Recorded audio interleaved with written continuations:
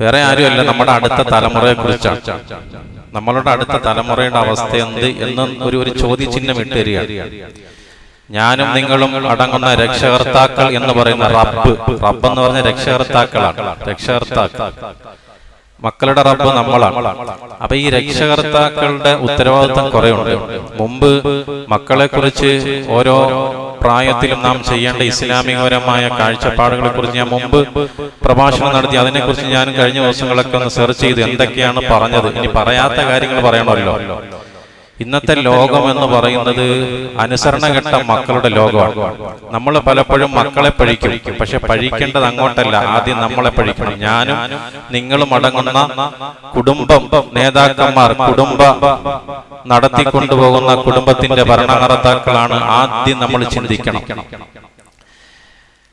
കുടുംബത്തിൽ ബന്ധപ്പെടേണ്ട സമയങ്ങളിൽ, ശ്രദ്ധിക്കേണ്ട സമയങ്ങളിൽ ഞാനും നിങ്ങളും ശ്രദ്ധിക്കാതെ പോവുകയും എല്ലാം കഴിഞ്ഞ് അവസാന കാലഘട്ടത്തിൽ ശ്രദ്ധിച്ചിട്ട് വലിയ കാര്യമൊന്നുമില്ല.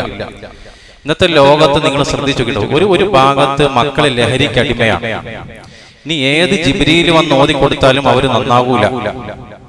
ഒരു ഭാഗത്തിൽ ലഹരി ഉപയോഗം, കള്ള്, മദ്യം, ലഹരി, MDMA എന്ന് വേണ്ട എല്ലാ നിലയിലും ഉപയോഗിച്ചുകൊണ്ടിരിക്കുകയാണ്. മറ്റൊരു ഭാഗത്ത് അനുസരണക്കേട് എന്ന് പറയുന്നത് ഹോൾസെയിലായിട്ട് എടുത്തിരിക്കുകയാണ്. അനുസരിക്കൂല മക്കൾ, ഇന്നത്തെ മക്കൾ അനുസരിക്കൂല.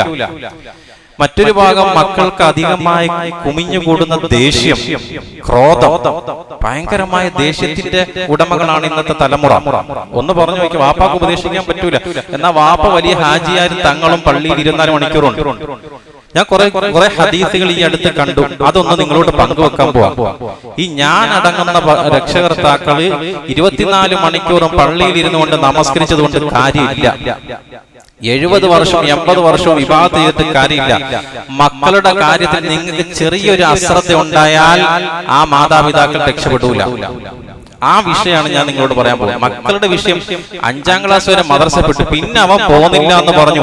പറ്റൂല, നിങ്ങൾക്ക് ആ നാളെ ന്യായം പറയാൻ അവകാശമില്ല. ഞാൻ നമസ്കരിക്കാൻ വേണ്ടി പല പ്രാവശ്യം പറഞ്ഞു, പിന്നെ അത് പോട്ടെന്ന് വെച്ചു, എന്നിട്ട് ഞാൻ ഇവിടെ വന്ന് നമസ്കരിച്ചു, ഒരു ഗുണമില്ല. അപ്പൊ ഈ വിഷയം നിങ്ങൾ ഗൗരവത്തോടെ ശ്രദ്ധിക്കണം, പഠിക്കണം. അല്ലാഹു തൗഫീഖ് തരട്ടെ. പിന്നെ മൊബൈലിന് അഡിക്റ്റാണ്. ഇതിനൊക്കെ 90% മക്കൾ വഴിപിഴയ്ക്കാൻ കാരണം ഞാൻ ആയത്തോ ഹദീസ് വെച്ചിട്ടല്ല, ഇന്നത്തെ കൗൺസിലിംഗ് വിദഗ്ധരായ വലിയ സൈക്കോളജിയൊക്കെ പഠിച്ച് കൂണ് പോലെ പൊന്തുകയാണ്. ഈ സൈക്കോളജി നടത്തുന്നവർ, കൗൺസിലിംഗ് വിദഗ്ധരോട് ഞാൻ അഭിപ്രായം തേടിയപ്പോ അവർ പറയുന്ന 90% മക്കൾ വഴിപിഴയ്ക്കാൻ കാരണം മാതാപിതാക്കളാണ്. നമ്മൾ സമ്മതിക്കൂല, ഞാൻ സമ്മതിക്കൂല. അതെങ്ങനെ മാതാപിതാക്കളാകുന്നത്? നമ്മളൊക്കെ ഉത്തരവാദിത്വം നിർവഹിച്ചു എന്ന് കരുതിയിട്ടാണ് നമ്മളിപ്പോ പള്ളിയിരിക്കുന്നത്. ഒരു ഉത്തരവാദിത്വം നമ്മൾ നിർവഹിച്ചിട്ടില്ല. ഞാൻ എണ്ണി കുറെ ഉദാഹരണം പറയാം. ഇൻഷാ അല്ലാഹ്, അല്ലാഹു തൗഫീഖ് തരട്ടെ. ഈ മക്കളുടെ വിഷയം കൃഷി പോലെയാണ്. കൃഷി, ഒരു കർഷകൻ നല്ല ഭൂമിയിൽ കൃഷി ചെയ്യാൻ നല്ല ഭൂമി തെരഞ്ഞെടുത്തില്ല എങ്കിൽ, നല്ല വിത്ത് പാകിയില്ല എങ്കിൽ, ആ കൃഷിയിൽ ഇടത്തിൽ നിന്ന് എങ്ങനെയാണ് വിളവ് കൊയ്യുക എന്ന് കർഷകന് നന്നായി അറിയാം. വേണ്ട സമയത്ത് വെള്ളം പാകത്തിന് നൽകണം, നല്ല വെയിൽ പാകത്തിന് നൽകണം. മഞ്ഞിന് ആവശ്യം വരുമ്പോൾ മഞ്ഞിന് ആവശ്യമായ മഞ്ഞ് ആവശ്യമുണ്ട് കൃഷിക്ക്, നല്ല ഭൂമി നൽകണം. ഇല്ലെങ്കിൽ ഇത് പകുതി കിളിച്ചു വരുമ്പോഴേ ഇത് എങ്ങോട്ടാ പോകുന്നതെന്ന് ആർക്കറിയാം? കർഷകനറിയാം. ഇനി ആ കർഷകൻ തലകുത്തി മറിഞ്ഞാലും ഈ കൃഷിയെ രക്ഷപ്പെടുത്താൻ പറ്റുമോ? ഇല്ല. ഇതേപോലെയാണ് നമ്മുടെ അവസ്ഥ. മക്കൾ ഒരു ട്രാക്കിൽ കയറി നമ്മളെ അനുസരിക്കൂല എന്ന് കണ്ടാൽ പിന്നെ നിങ്ങൾ എന്ത് തലകുത്തി മറിഞ്ഞാലും, ഏത് ഉസ്താദ് ഉപദേശിച്ചാലും, ഏത് അധ്യാപകരുടെ മുമ്പിൽ കൊണ്ടുപോയി അടിയറ പറഞ്ഞാലും, ഏത് സൈക്കോളജിക്കാരന്റെ മുമ്പിൽ കൊണ്ടുപോയാലും വല്ലാഹി രക്ഷയില്ല. പിന്നെ ആകെ ചെറിയൊരു രക്ഷ എന്ന് പറയുന്നത് ദുആ മാത്രമേ ഉള്ളൂ. അല്ലാഹ് എന്റെ മക്കളെ രക്ഷപ്പെടും, ദുആയിലാണ് ആകെ പ്രതീക്ഷയുള്ളൂ. പക്ഷെ ദുആ മാത്രം പോരാ. 24 മണിക്കൂർ ഒരു ദിവസം 5 വഖത്ത് നമസ്കാരം, 17 റക്അത്ത് നമസ്കരിക്കാൻ കേവലം ഒരു അരമണിക്കൂർ മതി. പോരെ? അങ്ങേറ്റം നമസ്കാരം എന്ന് പറഞ്ഞാൽ എന്താ അർത്ഥം? ദുആയാണ്, പ്രാർത്ഥനയാണ്. പക്ഷെ 23.5 മണിക്കൂർ നീ പണിയെടുക്കണം. അരമണിക്കൂറേ ദുആ ഉള്ളൂ. മനസ്സിലായില്ല? ദുആ കൊണ്ട് മാത്രം രക്ഷപ്പെടൂല.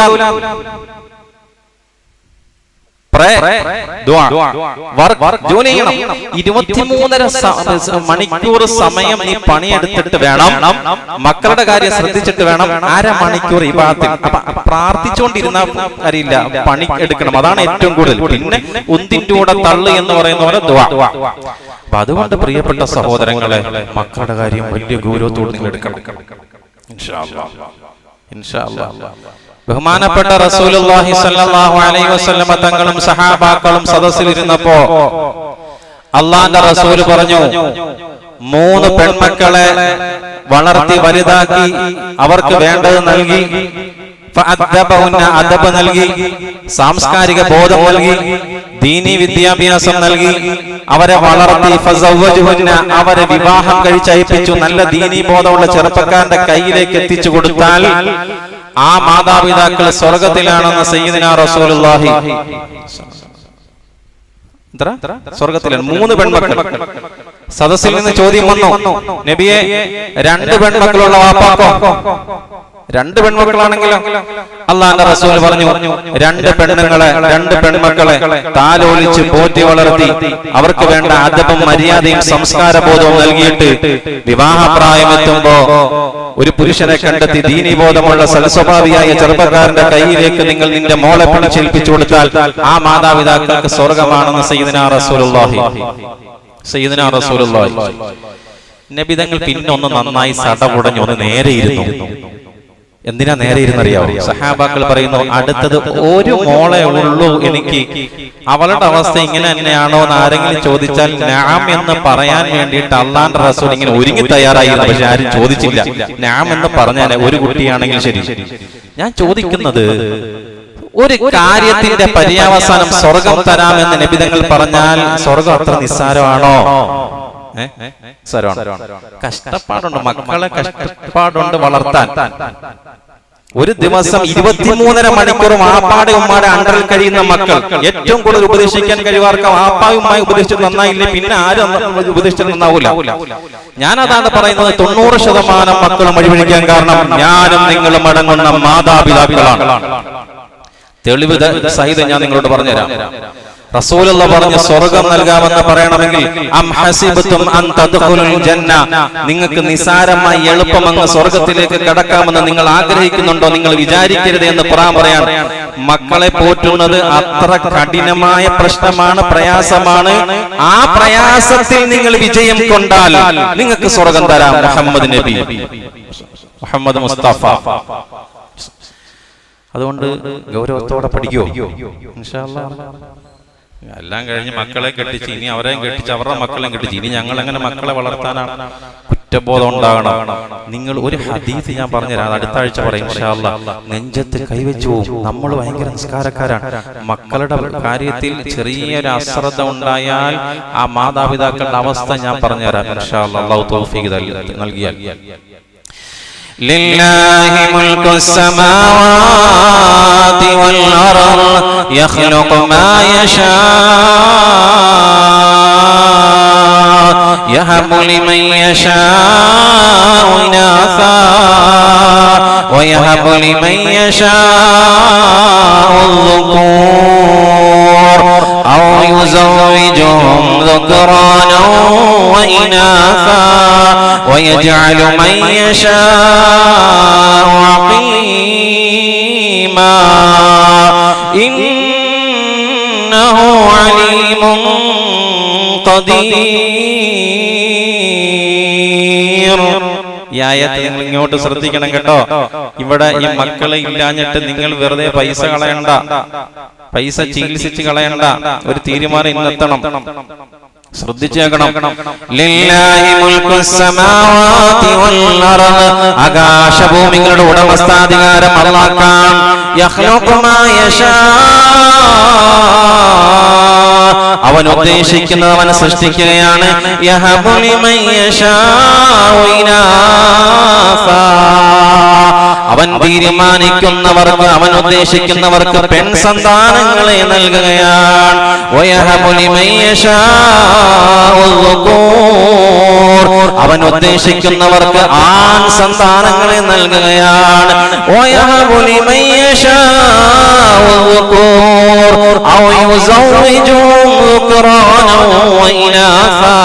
അവൻ ഉദ്ദേശിക്കുന്നവർക്ക് ആണിനെയും പെണ്ണിനെയും ഇടകലർത്തി നൽകുകയാണ്.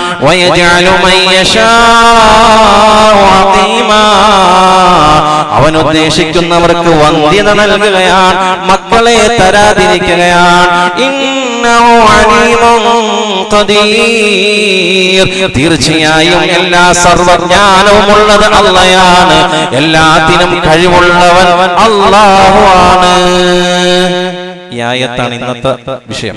ലില്ലാഹി മുൽക്കു സമാവാതി വൽ അർദ് യഖ്ലുഖു മാ യശാ. ആദ്യം അല്ലാഹു പറഞ്ഞു യഹബു ലിമൻ യശാഉ ഇനാസ, പെണ്ണിനെ തരുന്നത് അല്ലാഹുവാണ്. ആദ്യം എന്താ പറഞ്ഞത്? പറ. പെണ്ണ്, ഞാൻ നിങ്ങൾ ചോദിക്കുന്നത് നിങ്ങൾ ശ്രദ്ധയോടെ ഇരിക്കാൻ വേണ്ടിയാണ്. പെണ്ണിന് അൽ ബറകത്തു ഫിൽ ജാരിയ, പെണ്ണിലാണ് ബറക്കത്ത്. പെണ്ണ് 5 എണ്ണം കൂടി എന്ന് പറഞ്ഞിട്ട് വിഷമിക്കണ്ട, അല്ലാഹ് ഏറ്റെടുത്ത കാര്യം. ആണില് ബറക്കത്തില്ല എന്നല്ല, ആണിനേക്കാളും ആപേക്ഷികമായി പെണ്ണ് ഭയങ്കര ബറക്കത്താണ്. പെണ്ണിന്റെ കാര്യം നിങ്ങൾ പേടിക്കുക വേണ്ട. ഞാൻ ചോദിക്കട്ടെ, ഈ പെണ്ണിനെ നിക്കാഹ് ചെയ്ത് ഇങ്ങനെ വിടാൻ ഇസ്ലാം പറഞ്ഞല്ലോ? ഏറ്റവും സിമ്പിൾ ആയിട്ട് കല്യാണം ഫ്രീ ആയിട്ട് നടത്താൻ പറ്റിയത് പെണ്ണിന്റെ കല്യാണം. ഈ നമ്മൾ ആ ഇസ്ലാമിനെ അങ്ങോട്ട് വളച്ചോടിച്ചതിന് അല്ലാഹ്യാണോ? സ്ത്രീധനം കൊടുക്കുക അല്ലാഹ് പറഞ്ഞോ? ഭക്ഷണം കൊടുക്കുക അല്ലാഹ് പറഞ്ഞോ? പറ. പെണ്ണിന്റെ വീട്ടിൽ പോയി ചാപ്പാടിക്കാൻ അല്ലാഹ് പറഞ്ഞോ? അല്ലാഹ് സിമ്പിൾ ആക്കിയതാണ് പെണ്ണിന്റെ കാര്യം. ഏറ്റവും കൂടുതൽ മഹർ അറക്കുക പെണ്ണിനാ കൊടുക്കുന്നത്. അറബികൾക്ക് പെണ്ണ് കിട്ടാത്തത് കൊണ്ട് നേരെ അടുത്ത രാജ്യത്ത് കയറി പിടിക്കുകയാണ് പെണ്ണിന് വേണ്ടി. മഹർ കൂടുതലാണ്. ആദ്യം അല്ലാഹ് പറഞ്ഞ പെണ്ണാണ് ബറക്കത്ത്. ആണിനെ അപേക്ഷിച്ച് ഒരുപാട് ഞാൻ പിന്നെ പറഞ്ഞുതരാം, ഇതല്ല എന്റെ വിഷയം. പെണ്ണാണ് ബറക്കത്ത്. 2 അല്ലാഹു ആണിനെ പറഞ്ഞു. 3 ആണിനെയും പെണ്ണിനെയും ഇടകലർത്തി നൽകുമെന്ന് പറഞ്ഞു. 4 അല്ലാഹു പറഞ്ഞു വയജാലു മയ്യശാഉ അഖീമ, ചിലര് പെണ്ണുങ്ങൾ പ്രസവിക്കൂല, കുട്ടികളെ നൽകാതെ അല്ലാഹയാണ്. ഇവിടെ ഞാനൊരു കാര്യം പറയാം. നിങ്ങൾക്ക് വിവാഹം കഴിച്ച് മക്കളില്ല എങ്കിൽ അല്പസ്വല്പം ആണിന്റെയും പെണ്ണിന്റെയും ടെസ്റ്റുകളൊക്കെ നടത്തിയിട്ട് രണ്ടിനും പ്രശ്നമില്ല എങ്കിൽ കുറച്ചൊക്കെ അത്യാവശ്യത്തിനൊരു ചികിത്സ നടത്തിയിട്ട് പിന്നെ ചികിത്സയുടെ പുറകിൽ നിങ്ങൾ പോകണ്ട. കാര്യം ഇന്നഹു അലീമുൻ ഖദീർ, തീർച്ചയായും അല്ലാഹ് തീരുമാനിക്കാതെ നിങ്ങൾക്ക് കിട്ടൂല. സമൂഹത്തിൽ ഗർഭിണിയാകാത്തതും പ്രസവിക്കാത്തതും ഒക്കെ ഒരു രോഗമായിട്ടാണ് നമ്മളുടെ ബുദ്ധിയിലേക്ക് ഇന്നത്തെ ആരോഗ്യ മേഖല നമുക്ക് കുത്തിവെച്ചത്.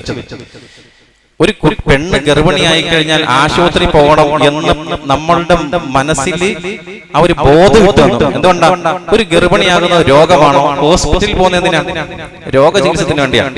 ഒരു പെണ്ണ് പ്രസവിക്കുന്നത് രോഗം പോലെയാണ് നമ്മൾ അങ്ങനെ പ്രസവത്തിന് വേണ്ടി ആശുപത്രിയെ സമീപിക്കുന്നത്. ഈ അടുത്ത കുറച്ചു കാലം മുമ്പ് വരെ, കഴിഞ്ഞ തലമുറ വരെ എവിടെയാ പ്രസവിച്ചത്? പൊതുബോധം, ആരോഗ്യ മേഖല നമ്മളെ അങ്ങനെ പഠിപ്പിച്ചു വെച്ചു, നമ്മൾ അങ്ങനെ അഡിക്റ്റായി. അതുകൊണ്ട് പിന്നെ ആകെ ഉള്ളത് നിങ്ങൾ ദുആ ചെയ്യും. ഒരു അത്യാവശ്യത്തിനൊക്കെ ചികിത്സിച്ചിട്ട് പിന്നെ ആ ചികിത്സയുടെ ലക്ഷക്കണക്കിന് പൈസ ചെലവാക്കിയിട്ട് മക്കളില്ലാത്തവർ എനിക്കറിയാം.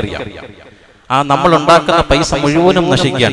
ഇന്നഹു അലീമുൻ ഖദീർ, തീർച്ചയായിട്ടും അല്ലാഹ്ക്കറിയാം, അല്ലാഹ്വാണ് ശക്തൻ, അല്ലാഹ്വാണ് എല്ലാത്തിനും കഴിവുള്ളതെന്ന് ഖുർആൻ പറഞ്ഞ കാര്യമാണ്. അതുകൊണ്ട് അതിന്റെ പുറകെ പിന്നെ നമുക്ക് ചെയ്യാൻ പറ്റും, നമുക്ക് ദുആ ചെയ്യാം. ദുആ ഖബൂലിയത്തുള്ളവരോട് ദുആ ചെയ്യാൻ പറയാം. ബഹുമാനപ്പെട്ട ലോകത്തിലെ ഏറ്റവും വലിയ തസവ്വുഫ് ആത്മസംസ്കരണത്തെ കുറിച്ച് കുറെ കിതാബുകൾ രചിച്ച മുഹയ്യിദ്ദീൻ ഇബ്നു അറബി റഹ്മത്തുള്ളാഹി അലൈഹി ലോകം കൊണ്ട് ഏറ്റവും വലിയ ജ്ഞാനിയാണ്. പക്ഷെ അദ്ദേഹത്തിന് കുട്ടി ഉണ്ടാകുന്നില്ല. വലിയ മഹാനാണ്, വലിയ. അദ്ദേഹം നേരെ അന്ന് ബഗ്ദാദിൽ ജീവിച്ചിരുന്ന ബഹുമാനപ്പെട്ട ഖുത്ബുൽ അഖ്താ മുഹയ്യിദ്ദീൻ ശൈഖ് റഹ്മത്തുള്ളാഹി അലൈഹിയുടെ അടുക്കലേക്ക് ചെന്നിട്ട് പറഞ്ഞു, എനിക്ക് കുട്ടികളില്ല, നിങ്ങളൊന്ന് ദുആ ചെയ്യണം.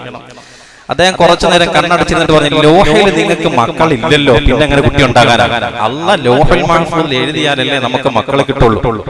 ആര്? മുഹയ്യിദ്ദീൻ ഇബ്നു അറബിയുടെ, മുഹയ്യിദ്ദീൻ എന്ന് പറയുന്ന മഹാൻ തസവ്വുഫിന്റെ വലിയ മഹാജ്ഞാനിയുടെ വാപ്പ ഇബ്നു അറബി, ആ തങ്ങള് മക്കളില്ലാത്തത് കൊണ്ട് പോയിരിക്കുകയാണ് മുഹയ്യിദ്ദീൻ ശൈഖ് റഹ്മത്തുള്ളാഹിയുടെ അടുക്കലേക്ക്.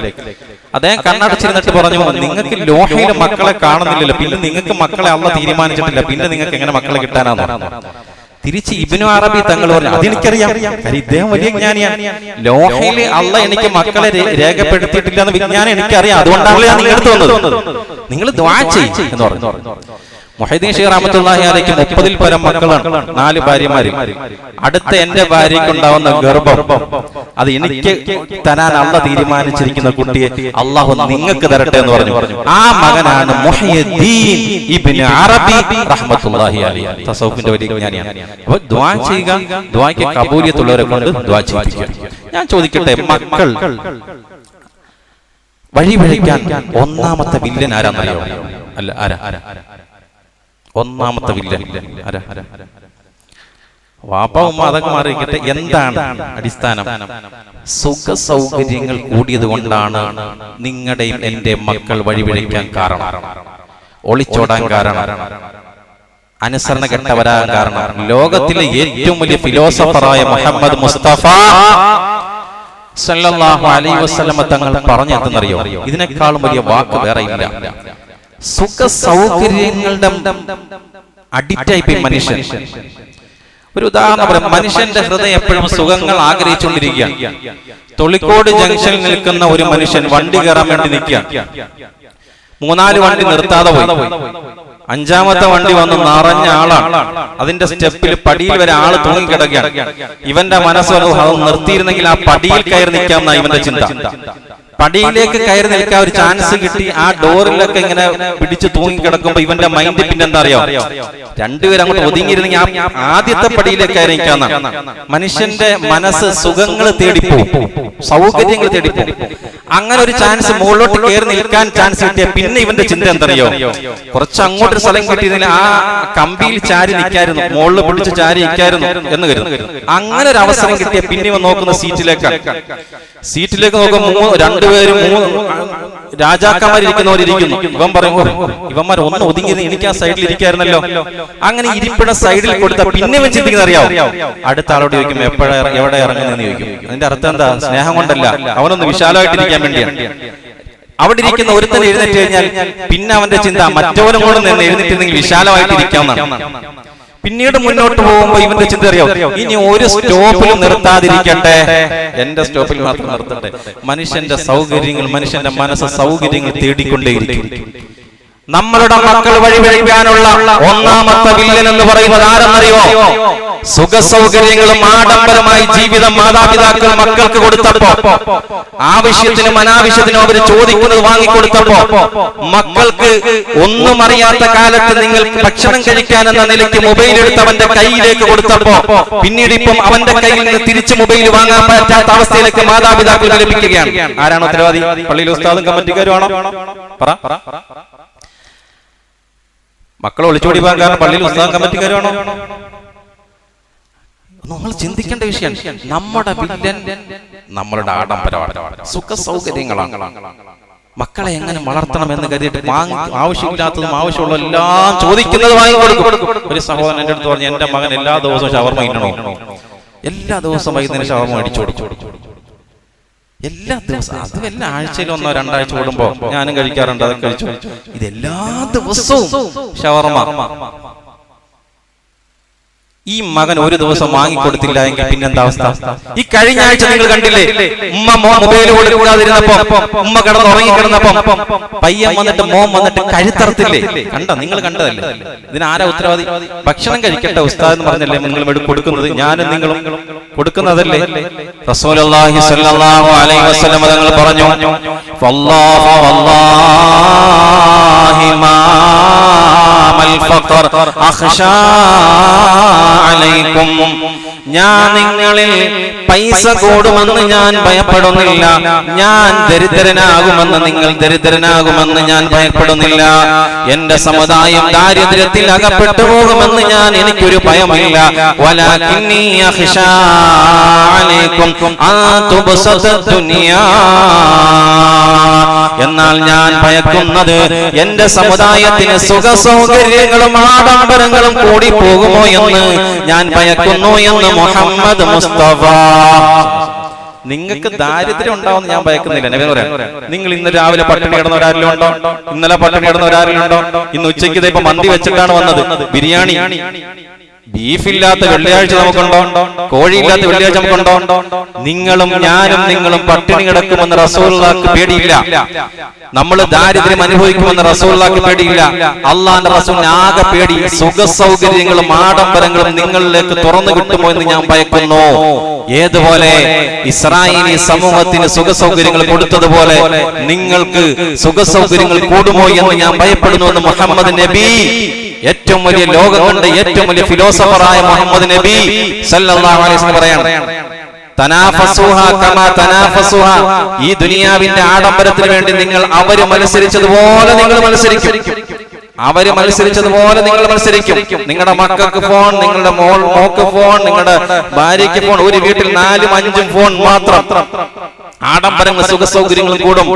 റസൂലുള്ളാഹി സ്വല്ലല്ലാഹു അലൈഹി വസല്ലം പറഞ്ഞു, എന്നിട്ട് ഹബീബായ തങ്ങൾ പറഞ്ഞു, അവരെ അല്ലാഹു നശിപ്പിച്ചതുപോലെ നിങ്ങളെയും നശിപ്പിക്കും എന്ന് ഞാൻ ഭയക്കുന്നു എന്ന് സയ്യിദിനാ റസൂലുള്ളാഹി.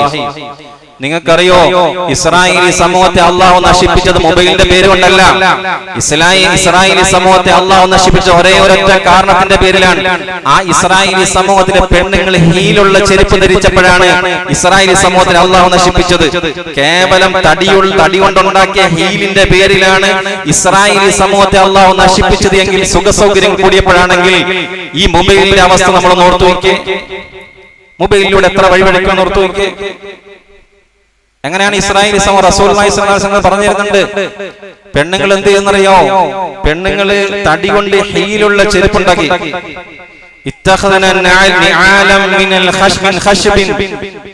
തടീനാൽ പൊക്കം കൂടി നിൽക്കാൻ വേണ്ടി ഹീലുള്ള ചെരുപ്പുണ്ടാക്കിയിട്ട് ആണുങ്ങളുടെ മുമ്പിലേക്ക് കുണുങ്ങി നടക്കാൻ തുടങ്ങി.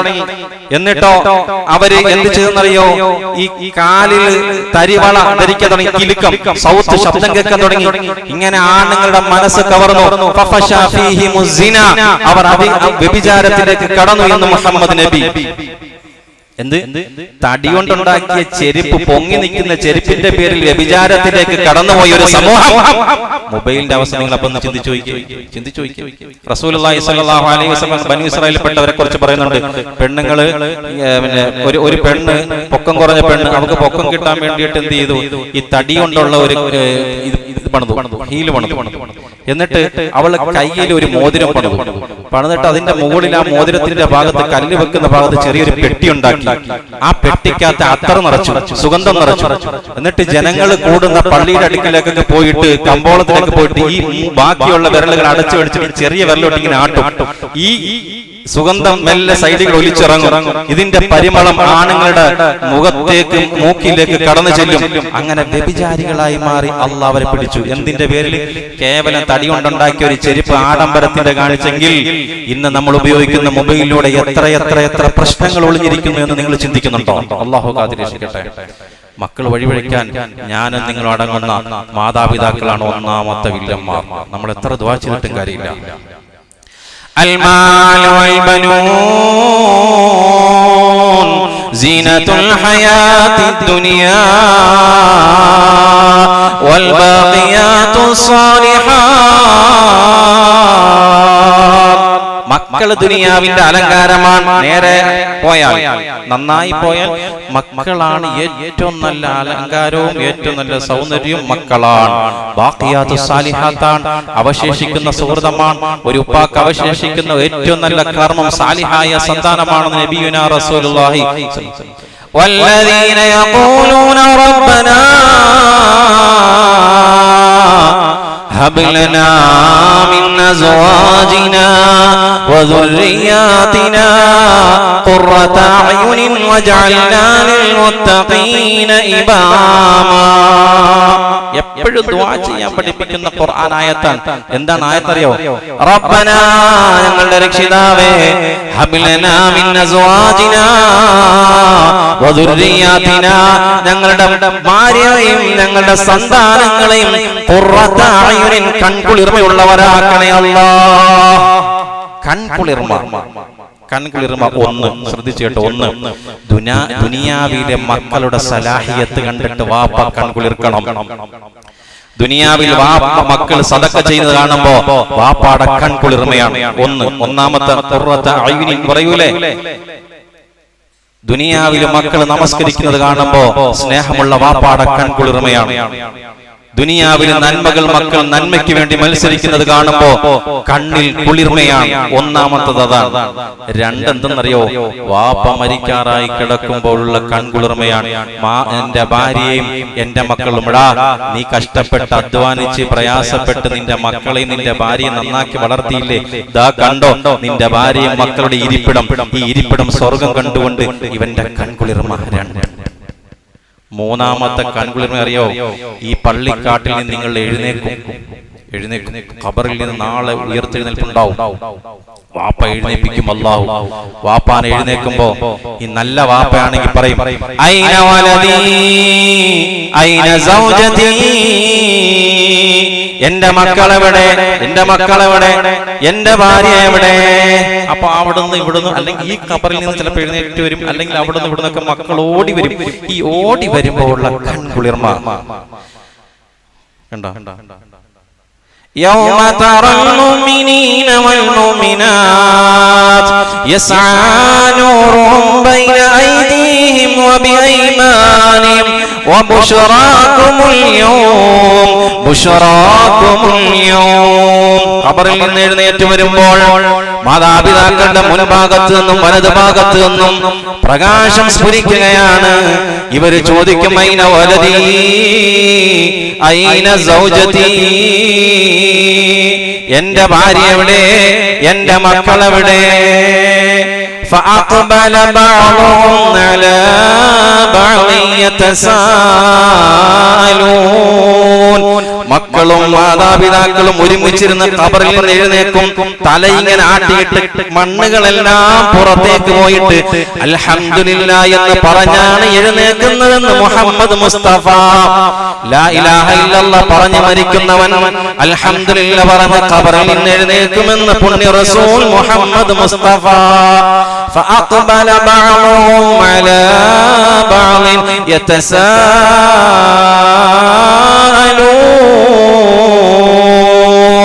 മാതാപിതാക്കളും മക്കളും പരസ്പരം അഭിമുഖമിരുന്ന് സംസാരിക്കും. എന്നിട്ട് അവർ പറയും, ഖാലൂ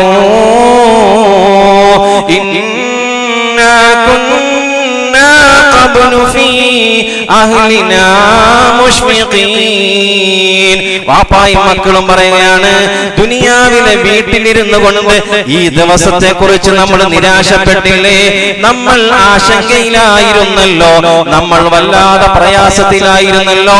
ഖബറിൽ നിന്ന് എഴുന്നേൽക്കുമ്പോൾ നമ്മുടെ അവസ്ഥ എന്താണെന്ന് പറഞ്ഞ് നമ്മൾ ദുനിയാവിലെ വീട്ടിലിരുന്ന് ചർച്ച ചെയ്തില്ലേ. فمن الله علينا ووقانا عذاب السموم. തൊളിക്കോട് പള്ളിയുടെ ഖബർസ്ഥാനിൽ നിന്ന് എഴുന്നേറ്റ് വാപ്പ പറയും, മക്കളെ ദുനിയാവിൽ നമ്മൾ ആ പുള്ളിമൂട് ചെറിയ വീടായിരുന്നു, പക്ഷെ അന്ന് നമ്മൾ ചിന്തിച്ച എന്താ, ആഖിറത്തെ കുറിച്ചല്ലേ നമ്മൾ പറഞ്ഞത്. ഖബറിൽ നിന്ന് എഴുന്നേൽക്കുന്ന കാര്യമില്ലേ, നമ്മൾ ഉത്കണ്ഠയുള്ളവരായിരുന്നില്ലേ. ആ അന്ന് നിരാശയുള്ളത് കൊണ്ട് ഇന്ന് നമുക്ക് സന്തോഷമായി. ആ കൺകുളിർമ ഉണ്ടല്ലോ. വാപ്പായ മക്കളെ, ചില വാപ്പ എഴുന്നേറ്റ് നോക്കുമ്പോൾ മക്കളെയും കാണൂല, ഭാര്യയും കാണൂല. അതെന്താണ് ഞാൻ പറഞ്ഞുതരാം. അള്ളാഹു കാത്തിരക്ഷിക്കട്ടെ. നാലാമത്തെ കൺകുളിർ മക്കളുടെ വിഷയത്തിൽ, നാലാമത്തെ ഭാര്യയുടെയും മക്കളുടെയും കൺകുളിർ എന്നറിയോ? നാളെ ആഖിറത്തിൽ വെച്ച് മുത്തുനബിയോടൊപ്പം ചാരത്ത് ഭാര്യയും മക്കളൊക്കെ അടുത്തടുത്തിരിക്കുമ്പോ ഉണ്ടാകുന്ന കൺകുളിർമ. 5 ഹൗദുൽ കൗസർ കൂട്ടത്തോടെ വാങ്ങിക്കുമ്പോ വാപ്പാടെ കണ്ണിൽ ഉണ്ടാകുന്ന സന്തോഷം. 6 സ്വർഗത്തിൽ ഹബീബായ തങ്ങളുടെ തൃക്കല്യാണം കാണും. കൂട്ടത്തോടെ കുടുംബസമേതം ഇരുന്ന് കാണുമ്പോ ഉണ്ടാകുന്ന സിനിമ കാണൂലേ, കൂട്ടത്തോടെ കുടുംബത്തോടെ ഭയങ്കര ആനന്ദമല്ലേ. റസൂലുള്ളാഹിയുടെ കല്യാണം കാണുമ്പോ ഉണ്ടാകുന്ന ആനന്ദ കണ്ണീർ. റസൂലുള്ളാഹി സ്വല്ലല്ലാഹു അലൈഹി വസല്ലം എന്റെ മക്കളെ ഇമാമിങ്ങളാക്കണം, മുത്തഖീങ്ങളാക്കണമെന്ന് ദുആ ചെയ്യാൻ പരിശുദ്ധ ഖുർആനിൽ അല്ലാഹു സുബ്ഹാനഹു വ തആല പരിചയപ്പെടുത്തിയാണ്. ഞാൻ ചോദിക്കട്ടെ 90% മക്കൾ വഴിവഴിക്കാനും ഒളിച്ചോടി പോകാനും താന്തോന്നികളാകാനും ഞാൻ ആദ്യം പറഞ്ഞതുപോലെ ഞാനും നിങ്ങളും അടങ്ങുന്ന മാതാപിതാക്കളാണെന്ന് ഞാൻ പറഞ്ഞില്ലേ. ഒന്നാമത്തെ തെളിവുതാ പിടിച്ചോ. റസൂലുള്ളാഹി സ്വല്ലല്ലാഹു അലൈഹി വസല്ലം പറഞ്ഞു, കുല്ലു മൗലൂദിൻ യൂലദു അലൽ ഫിത്ര. ഈ ലോകത്തേക്ക് ദുനിയാവിലേക്ക് ഒരു കുട്ടി ഭൂജാതനാകുന്നത് ശുദ്ധ പ്രകൃതക്കാരനായിട്ടാണ്. അവനൊരു ഫിത്ന പറയാൻ അറിയില്ല, അവന്റെ വാപ്പാടെ പേര് അറിയില്ല, അവന്റെ ഉമ്മാടെ പേര് അറിയില്ല. ഹൃദയത്തിൽ വളരെ ബ്ലാങ്ക് ആയിട്ട് കിടക്കാൻ, എംറ്റിയാണ്. എന്തും പെട്ടെന്ന് ക്യാച്ച് ചെയ്യും. നിഷ്കളങ്ക ഹൃദയത്തോടുകൂടി പരിശുദ്ധനായിട്ടാണ് ഈ മക്കളെ അള്ളാഹു നമ്മളിലേക്ക് ഏൽപ്പിച്ചത്. റസൂലുള്ളാഹി. ക്രിസ്ത്യൻ സഭ പറയുന്നത് ഓരോരുത്തരുടെയും ജനനം പാപിയായിട്ടാണ്. ഒരു കുട്ടി ലോകത്തേക്ക് ജനിക്കുന്നത് പാപിയായിട്ടാണ്. എന്നാൽ ഇസ്ലാം പറയുന്നത് ഒരു ക്രിസ്ത്യാനിയുടെ കുട്ടി ജനിക്കുന്നതും ഒരു മുസ്ലിമിന്റെ കുട്ടി ജനിക്കുന്നതും ഒരു നിരീശ്വരവാദിയുടെ കുട്ടി ജനിക്കുന്നതും ഒരു ഹിന്ദുവിന്റെ കുട്ടി ജനിക്കുന്നതും നിഷ്കളങ്ക ഹൃദയത്തോടുകൂടി. അതുകൊണ്ടാണ് പ്രായപൂർത്തി എത്തുന്നതിന് മുമ്പ് മരണപ്പെട്ടു പോയാൽ നേരെ മക്കളെല്ലാം സ്വർഗത്തിലാണ്. അത് ഹിന്ദുവിന്റെ മരിച്ചാലും ക്രിസ്ത്യാനിയുടെ മരിച്ചാലും ആരുടെ മരിച്ചാലും സ്വർഗത്തിലാണ്. ശേഷം അള്ളാഹുവിന്റെ റസൂൽ അവിടെയാണ് ശ്രദ്ധിക്കേണ്ടത്. 90% മക്കൾ വഴിവഴിക്കാൻ കാരണം ചാർത്തിത്തരാം എന്റെയും നിങ്ങളുടെ അക്കൗണ്ടിലേക്ക്. റസൂലുള്ളാഹി പറയുന്നു ഫഅബവാഹു യുഹവ്വിദാനിഹി വയുനഔ യുനസ്സിറാനിഹി ഔ യുമജ്ജിസാനിഹി. വാപ്പയാണ്, ഉമ്മയാണ് ഈ കുട്ടികളെ യഹൂദികളാക്കുന്നത്. മാതാപിതാക്കളാണ് ഈ കുട്ടികളെ നസ്രാണികളാക്കുന്നത്. മാതാപിതാക്കളാണ് ഈ കുട്ടികളെ മജൂസിയാക്കുന്നത്. മാതാപിതാക്കളെ കണ്ടുകൊണ്ടാണ് ഈ മക്കൾ ജീവിക്കുന്നത്. മാതാപിതാക്കൾ വീട്ടിൽ പറയുന്ന തെറിയുണ്ടല്ലോ, മോശമായ സംസാരമുണ്ടല്ലോ, ഇത് ക്യാച്ച് ചെയ്യുകയാണ് മക്കൾ. എല്ലാം ഈ സംസ്കാരം യഹൂദികളുടെയും ജൂതന്റെയും പച്ച സംസ്കാരങ്ങൾ, പാശ്ചാത്യരുടെ സംസ്കാരങ്ങൾ കയ്യോടെ ഒപ്പിയെടുക്കുന്നത് മാതാപിതാക്കളെ കൊണ്ടാണെന്ന് സയ്യിദുനാ റസൂലുള്ളാഹി. അല്ല എന്ന് തെളിയിക്കാൻ എനിക്ക് പറ്റുമോ, നിങ്ങൾക്ക് പറ്റുമോ?